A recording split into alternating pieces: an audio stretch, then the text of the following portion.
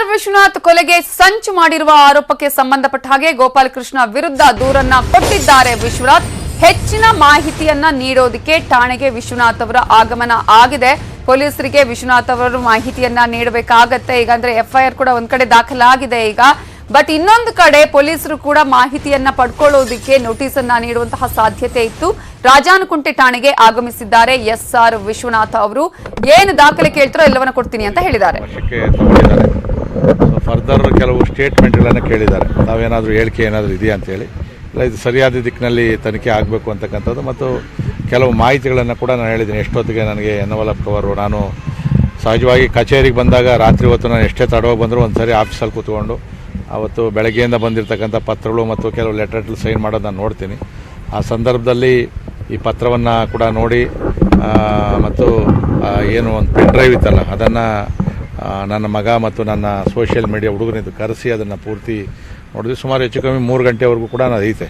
So ಅದಾದಮೇಲೆ ಅದನ್ನು ಯಾವ್ಯಾವುದು ಹೈಲೈಟ್ ಮಾಡಬೇಕಾಯಿತು ಅದನ್ನು ನೈಟ್ ಪೂರ್ತಿ ಎಡಿಟ್ ಮಾಡಿದ್ವಿ ನಾವು. ಯಾಕಂದರೆ ನನಗೆ ಗೊತ್ತು ಬೆಳಗ್ಗೆ ಇದು ವೈರಲ್ ಆಗ್ತದೆ, ಎಲ್ಲರಿಗೂ ಇದು ಹೋಗಿರ್ತದೆ ಅಂತೇಳಿ. ಅಷ್ಟರೊಳಗಡೆ ನನಗೆ ಪೊಲೀಸವರು ಕೂಡ ಮತ್ತು ಅವರನ್ನು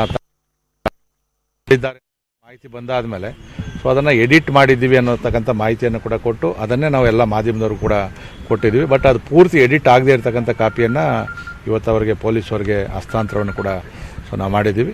ಸೊ ಮುಂದೆ ಪಂಚನಾಮೆಗೆ ಕೂಡ ಎಲ್ಲ ಸಹಿಯನ್ನು ಕೂಡ ತಗೊಂಡಿದ್ದಾರೆ. ನಮ್ಮ ವಕೀಲರ ಜೊತೆಯಲ್ಲಿ ನಾನು ಈ ಒಂದು ಎಲ್ಲ ಬರಬೇಕು ಅಂತ ಹೇಳಿದ್ದಾರೆ.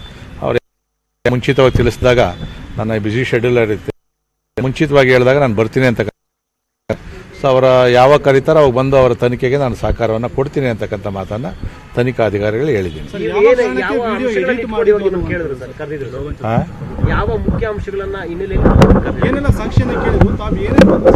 ಅದೇ ಈಗ ನಾನು ಏನು ಕುಳ್ಳಾದೇವರಿಗೆ ಕೊಟ್ಟಿರ್ತಕ್ಕಂಥ ಕ್ಷಮಾಪಣೆ ಮತ್ತು ನಿಮಗೆ ಈ ಮಾಹಿತಿ ಎಲ್ಲಿ ಸಿಕ್ತು ಈ ಪೆನ್ ಡ್ರೈವ್ದು ಅಂತ ಹೇಳಿ ಅದರ ಬಗ್ಗೆ ನಾನು ಅವರಿಗೆ ಮಾಹಿತಿಯನ್ನು ಕೊಟ್ಟಿದ್ದೀನಿ. ಎನ್ವಲಪ್ಪು, ಅವ್ರು ಕಳಿಸಿರ್ತಕ್ಕಂಥ ತಪ್ಪೊಪ್ಪಿಗೆ ಪತ್ರ, ಪೆನ್ ಡ್ರೈವ್ ಇಷ್ಟು ಕೂಡ ಕೊಟ್ಟಿದ್ದೀನಿ. ಸೊ ನಾವು ಕುತೂಹಲಕ್ಕೋಸ್ಕರ ಅವತ್ತು ನಾವು ಪೆನ್ ಡ್ರೈವ್ ಪೂರ್ತಿ ನಾವು ನೋಡಿದಾಗ ಅದರಲ್ಲಿ ಬೇರೆ ಬೇರೆ ಎಲ್ಲ ವಿಚಾರಗಳು ಸಾಕಷ್ಟು ಐತೆ. ಅದು ಮಾತಾಡಿರ್ತಕ್ಕಂಥದ್ದು, ಫೋನಲ್ಲಿ ಮಾತಾಡೋಂಥದ್ದು ಮುಖಂಡ. ಸೊ ನಾವಿದು ಪೂರ್ತಿ ನೋಡಿದ್ದಾದಮೇಲೆ ಇದು ಯಾವ ಕಾರಣಕ್ಕೆ ಮಾಡವ್ರೆ ಅಂತೇಳಿ ಅದನ್ನು ನಾವು ಆಯ್ದ ಭಾಗಗಳನ್ನು ನಾವು ಮತ್ತೆ ರೆಕಾರ್ಡ್ ಮಾಡ್ಕೊಂಡ್ವಿ. ರಾತ್ರಿ ಎಲ್ಲ ಕುಳಿತುಕೊಂಡು ಅವನು ಎಲ್ಲೆಲ್ಲಿ ಈ ಥರ ನನ್ನ ಬಗ್ಗೆ ಸ್ಕೆಚ್ ಮಾಡಿರೋಂಥದ್ದು ಮಾತಾಡಿರ್ತಕ್ಕಂಥ ವಿಚಾರವನ್ನು ಮಾತ್ರ ನಾವು ಮಾಡ್ಕೊಂಡಿದ್ವಿ. ಅದ್ರ ಇನ್ನು ಉಳಿಕೆ ವಿಚಾರನೂ ಜಾಸ್ತಿ ಐತೆ, ಅಷ್ಟು ನಮ್ಮ ಕೈಯಲ್ಲಿ ಮಾಡೋಕ್ಕಾಗಿಲ್ಲ. ಅದಕ್ಕೆ ಅದರ ಪೂರ್ತಿ ತನಿಖೆಯನ್ನು ಮಾಡಲಿ ಅಂತೇಳಿ ಅಷ್ಟು ಇರ್ತಕ್ಕಂಥ ಮಾಹಿತಿಯನ್ನು ಇವತ್ತು ಪೊಲೀಸರಿಗೆ ಹಸ್ತಾಂತರ ಮಾಡಿದ್ದಾರೆ.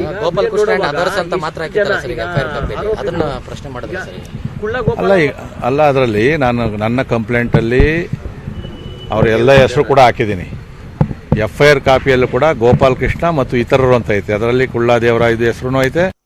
ಇನ್ನು ಎಷ್ಟೇ ಜನ ಇದ್ರು ಕೂಡ ಸೇರಿಸ್ತಾ ಹೋಗ್ತಾರೆ. ಅದನ್ನು ಪ್ರಾರಂಭಿಕ ತನಿಖೆ ಇರೋದ್ರಿಂದ ಎಫ್ಐಆರ್ ಅಲ್ಲಿ ಈಗ ಫಸ್ಟ್ ಯಾರ್ದು ಬರ್ತದೋ ಅದನ್ನು ಸೇರಿಸಿರ್ತಾರೆ. ಕುಳ್ಳಾದೇವರಾಗಿಂದು ಅದರಲ್ಲಿ ಮೆನ್ಷನ್ ಇದೆ. ಸೊ ಅವನು ಇನ್ನೂ ವಿಚಾರಣೆಗೋಸ್ಕರ ಇಟ್ಕೊಂಡವ್ರೆ.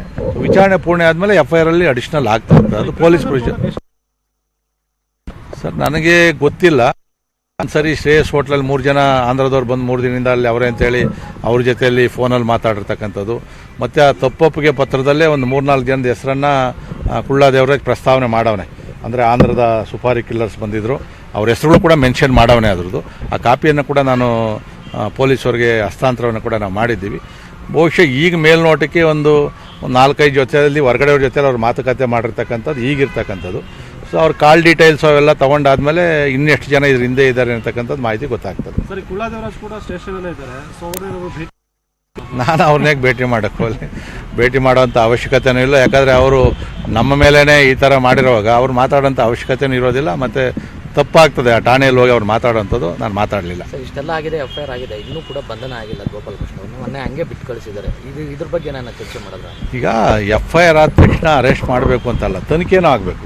ಈಗ ನಾನು ಕೊಟ್ಟಿರೋ ತನಿಖೆ ಇದರಲ್ಲಿ ಏನಾದರೂ ಸುಳ್ಳಿದೆಯಾ ಇವೆಲ್ಲವನ್ನು ಕೂಡ ಮಾಡ್ತಾರೆ. ಯಾಕಂದರೆ ಅವನು ಕೂಡ ಒಬ್ಬ ಮುಖಂಡನಾಗಿರೋದ್ರಿಂದ ಎಲ್ಲೂ ತಪ್ಪಿಸ್ಕೊಂಡು ಹೋಗೋಕ್ಕಂತೂ ಆಗೋದೇ ಇಲ್ಲ. ಅದರಲ್ಲಿ ನಾನು ಕೂಡ ಏನು ಈಗಲೇ ತಂದು ಹೊರಗಡೆ ಹಾಕಿ ಅಂತೇಳಿ ನಂದು ಕೂಡ ಒತ್ತಾಯ ಇಲ್ಲ. ತನಿಖೆಯನ್ನು ಮಾಡಿ ಇನ್ನೂ ಒಂದಿನ ಆಗಲಿ 2 ದಿನ ಆಗಲಿ ಅವನೇನಾದರೂ ಆ ಥರ ತಪ್ಪಿಸ್ಕೊಂಡ ಅಂತಂದರೆ ಅವನೇ ಅಪರಾಧಿ ಆಗ್ತಾನೆ. ಈಗ ನಿನ್ನೆ ಮಾಧ್ಯಮಗಳ ಜೊತೆ ಮಾತನಾಡುವಾಗ 20% ಮಾತ್ರ ಸತ್ಯ ಇದೆ, 80% ಸುಳ್ಳು ಅಂತಿದೆ. ಅಲ್ಲ, ಅವನ ದೇಹನೇ ಅವನ ವ್ಯಕ್ತಿತ್ವನೇ ಅದು. 80% ಅವನೇ ಸುಳ್ಳು, 20% ಸತ್ಯ. ಅದನ್ನು ಅವನು ಒಪ್ಕೊಂಡವನೇ.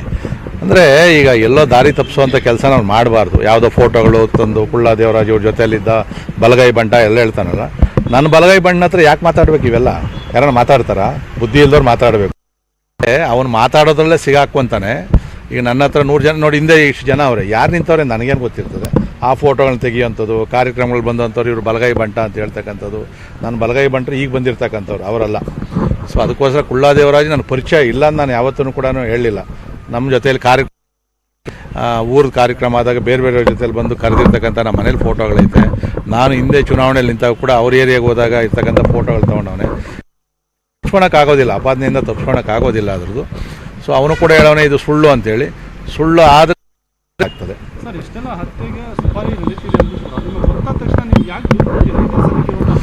ಸರ್ ಇದು ಇವಾಗಲ್ಲ, ಇದು ಭಾಳ ದಿನಗಳಿಂದ ನನ್ನ ಮೇಲೆ ಈ ಥರ ನಡೀತಾನೆ ಅವೆ. ನಾನು MLA ಆದಾಗಿಂದ ಕೂಡ ಇದು ಊಹಾಪೋಹಗಳು ಇವೆಲ್ಲ ಕೂಡ ಸಾಕಷ್ಟು ನಡೆದವೆ. ಹಂಗಂತೇಳಿ ಪ್ರತಿ ಸರಿನೂ ಕೂಡ ನಾನು ರಕ್ಷಣೆ ಕೊಡಿ ಈ ಸುಪಾರಿಯವ್ರು ಬಂದವ್ರೆ ಅಂತೇಳಿ ನಾನು ಸ್ವಲ್ಪ ಎಲ್ಲ ಒಂದು ಕಡೆ ನೆಗ್ಲೆಕ್ಟ್ ಮಾಡಿದೆ ಅಂತ ಅನಿಸ್ತದೆ. ಅಂದರೆ ಸ್ವಲ್ಪ ನಾನು ಅಸಡ್ಡೆ ಮಾಡಿದೆ ಇದೇನಾಗ್ತದೆ ಅನ್ನೋದು ಹೇಳಿ. ಬಟ್ ಅದು ನಿಜವಾಗೂ ಅದು ಆಡಿಯೋ ವಿಡಿಯೋ ಗೊತ್ತಾದ ಮೇಲೆ ನನಗೆ ಸ್ವಲ್ಪ ಗಾಬರಿ ಆಗಿದ್ದು. ಈ ಥರ ಎಲ್ಲ ಕೂಡ ನಡೀತದೆ ಈ ಕಾಲದಲ್ಲೂ ಕೂಡ ಅಂತೇಳಿ. ಸೊ ಅದಾದಮೇಲೆ ನಾನು ಸ್ವಲ್ಪ ಸೀರಿಯಸ್ ಆಗಿ ಈ ತನಿಖೆ ಮಾಡೋದಕ್ಕೆ ಮತ್ತು ಮುಂದಿನ ಚಟುವಟಿಕೆಗಳಿಗೆ ನಾನು ಕೂಡ ಅಣಿಯಾಗಿದ್ದು.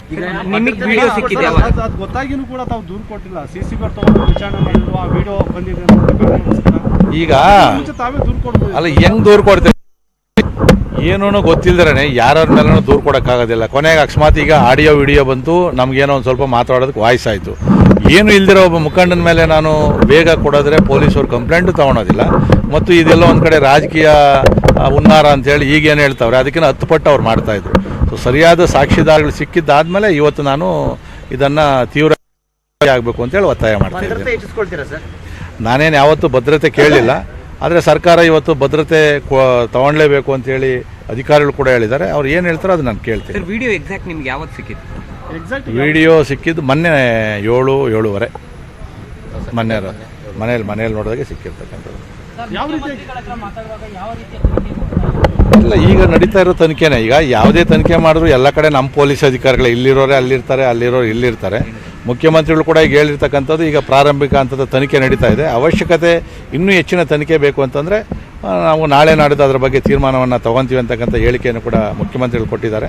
ಮುಖ್ಯಮಂತ್ರಿಗಳು ಏನು ತೀರ್ಮಾನ ತಗೊತಾರೆ ಅದಕ್ಕೆ ಬದ್ಧವಾಗಿರ್ತೀನಿ. Thank you sir. SR Vishwanath ಅವರು ಸಾಕಷ್ಟು ವಿಚಾರಗಳ ಬಗ್ಗೆ ಮಾತನಾಡ್ತಾ ಇದ್ರು.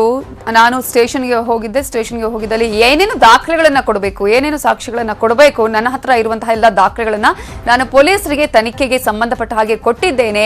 ನನಗೆ ಮೊನ್ನೆಯೇ ಈ ಒಂದು ವಿಡಿಯೋ ಸಿಕ್ಕಿತ್ತು. ಈ ಒಂದು ವಿಡಿಯೋ ಸಂದರ್ಭದಲ್ಲಿ ಅದು ಬೇಗನೆ ವೈರಲ್ ಆಗುವಂತಹ ಚಾನ್ಸಸ್ ಇದೆ ಅನ್ನುವಂತಹ ಗೊತ್ತಾಗಿಯೇ ನಾನು ಒಂದಷ್ಟು ವಿಡಿಯೋ ಅದರಲ್ಲಿ ಕಟ್ ಮಾಡಿ ಇಟ್ಟಿದ್ದೆ. ಅದನ್ನ ಸಂಪೂರ್ಣವಾದಂತಹ ವಿಡಿಯೋ ಏನಿದೆಯಲ್ಲ, ಆ ಎಡಿಟ್ ಆಗದೆ ಇರುವಂತಹ ವಿಡಿಯೋ ಇದೆಯಲ್ಲ, ಅದನ್ನ ನಾನೀಗ ಪೊಲೀಸರಿಗೆ ಕೊಟ್ಟಿದ್ದೇನೆ. ತನಿಖೆ ನಡೀತಾ ಇದೆ ಅನ್ನೋದ್ರ ಬಗ್ಗೆ ಕೂಡ ಮಾತನಾಡಿದ್ದಾರೆ SR ವಿಶ್ವನಾಥ್ ಅವರು. ಇದರಲ್ಲಿ ಸತ್ಯಾಸತ್ಯತೆ ಗೊತ್ತಾಗಬೇಕಾಗಿದೆ. ಪೊಲೀಸರಿಗೆ ಕೇಸಿನ ಬಗ್ಗೆ ಹೆಚ್ಚಿನ ಮಾಹಿತಿಯನ್ನ ನಾನು ನೀಡಿದ್ದೇನೆ, ಏನಾಯ್ತು, ಎಲ್ಲಿಂದ ಆಯ್ತು, ಆದ್ರೆ ನಿಜವಾಗ್ಲೂ ಇದರ ಹಿಂದೆ ಯಾರ್ಯಾರಿದ್ದಾರೆ ಇನ್ನೂ ಕೂಡ ಅದು ಹೊರಗೆ ಬರಬೇಕಾಗಿದೆ ಅನ್ನುವಂತಹ ವಿಚಾರವನ್ನ ಈಗಾಗಲೇ ಶಾಸಕ SR ವಿಶ್ವನಾಥ್ ಅವರು ಹೇಳಿದ್ದಾರೆ. ಯಾರು ಇದರಲ್ಲಿ ತಪ್ಪಿತಸ್ಥಿದ್ದಾರೆ, ಆರೋಪಿಗಳು ಯಾರಿದ್ದಾರೆ, ಅವರಿಗೆ ಶಿಕ್ಷೆ ಆಗ್ಲೇಬೇಕು ಅನ್ನುವಂತಹ ಮಾತನ್ನ ಹೇಳಿದ್ದಾರೆ. ಪ್ರಮುಖವಾಗಿ ಈಗಾಗಲೇ ಬಹಳ ದಿನಗಳಿಂದಲೂ ನನ್ನ ಮೇಲೆ ಸಂಚು ನಡೀತಾ ಇದೆ. ಸುಪಾರಿಯ ಮಾಹಿತಿ ಇದ್ರೂ ಕೂಡ ನಾನು ಅದನ್ನ ನಿರ್ಲಕ್ಷ್ಯ ಮಾಡಿದ್ದೆ. ಆದ್ರೆ ಈಗ ಸಾಕ್ಷಿ ಸಮೇತವಾಗಿ ನನಗೆ ಮಾಹಿತಿ ಸಿಕ್ಕಿದೆ. ಹಾಗಾಗಿ ನಾನು ಈಗ ಪೊಲೀಸ್ ಸ್ಟೇಷನ್ಗೆ ಹೋಗಿ ದೂರನ್ನ ನಿನ್ನೆ ದಾಖಲು ಮಾಡಿದ್ದೇನೆ ಅನ್ನುವ ಮಾತನ್ನ ಶಾಸಕ SR ವಿಶ್ವನಾಥ್ ಅವರು ವಿಚಾರಣೆ ಮುಕ್ತಾಯ ಆದ ಬಳಿಕ ಮಾಧ್ಯಮಗಳ ಜೊತೆ ಸಾಕಷ್ಟು ವಿಚಾರಗಳನ್ನ ಹಂಚಿಕೊಂಡಿದ್ದಾರೆ. ಪ್ರಮುಖವಾಗಿ ಈ ಹಿಂದೆನೆ ಈ ತರದ ಏನಾದ್ರೂ ನಾನು ಮೊದಲೇ ಕೊಟ್ಟಿದ್ರೆ, ಯಾವ್ದಾದ್ರು ಕಂಪ್ಲೇಂಟ್ ಕೊಟ್ಟಿದ್ರೆ, ಯಾವುದೇ ರೀತಿಯ ದಾಖಲೆಗಳು ಸಾಕ್ಷಿಗಳು ಇಲ್ಲದಿದ್ರೆ ಈಗ ಯಾವ ರೀತಿಯಾಗಿ ಒಂದು ರೀತಿಯ ಷಡ್ಯಂತ್ರ ಆಗಿದೆ ಅನ್ನುವಂತಹ ಮಾತನ್ನ ಹೇಳ್ತಾ ಇದ್ರಲ್ಲ, ಅಥವಾ ಯಾವ ರೀತಿಯಾಗಿ ಎಲೆಕ್ಷನ್ಗೆ ಸಂಬಂಧಪಟ್ಟ ಹಾಗೆ ಇದು ನಡೀತಾ ಇದೆ ಅನ್ನುವಂತಹ ಮಾತನ್ನ ಹೇಳ್ತಾ ಇದ್ರಲ್ಲ, ಅದೇ ರೀತಿಯಾಗಿ ಇನ್ನೂ ಹೆಚ್ಚಿನ ಮಾತನ್ನ ಕೇಳಬೇಕಾಗಿತ್ತು. ಆ ಕಾರಣಕ್ಕಾಗಿ ನಾನೊಬ್ಬ ಮುಖಂಡನ ಮೇಲೆ ವೃತ ಆರೋಪ ಮಾಡೋದು ಸರಿಯಲ್ಲ, ಆ ಕಾರಣಕ್ಕಾಗಿ ಸಾಕ್ಷಿಗಳನ್ನ ನಾನು ನೋಡ್ತಾ ಇದ್ದೆ ಅನ್ನುವಂತಹ ಮಾತನ್ನ ಕೂಡ ಹೇಳಿದ್ದಾರೆ. ಗೋಪಾಲಕೃಷ್ಣ ಅವರು ಸುಳ್ಳು ಹೇಳೋದ್ರಲ್ಲಿ ನಿಸ್ಸೀಮರು. ಬಹಳ ದಿನಗಳಿಂದಲೂ ಕೂಡ ನನ್ನ ಮೇಲೆ ಸಂಚು ನಡೀತಾ ಇದೆ. ಸುಪಾರಿಯ ಮಾಹಿತಿ ಇದ್ರೂ ಕೂಡ ನಾನು ಅದನ್ನ ನಿರ್ಲಕ್ಷ್ಯ ಮಾಡಿದ್ದೆ. ಆದ್ರೆ ಈಗಾಗಲೇ ಗೋಪಾಲಕೃಷ್ಣ ಅವರು ಅನೇಕ ವಿಚಾರಗಳನ್ನ ಹೇಳ್ತಾ ಇದ್ದಾರೆ. ಪ್ರಮುಖವಾಗಿ ಕುಳ್ಳ ದೇವರಾಜ್ ಮೇಲೆ ಈಗ ನನಗೂ ಅವನು ಆಪ್ತ ಅನ್ನುವಂಥ ಮಾತನ್ನ ಹೇಳ್ತಾ ಇದ್ರು. ಹಾಗಾದ್ರೆ ಆಪ್ತ ಆದ್ರೆ ಯಾಕೆ ಮಾತಾಡಬೇಕಾಗಿತ್ತು ಅವರು ಅನ್ನುವಂಥ ಪ್ರಶ್ನೆಯನ್ನ ಕೇಳಿದ್ದಾರೆ.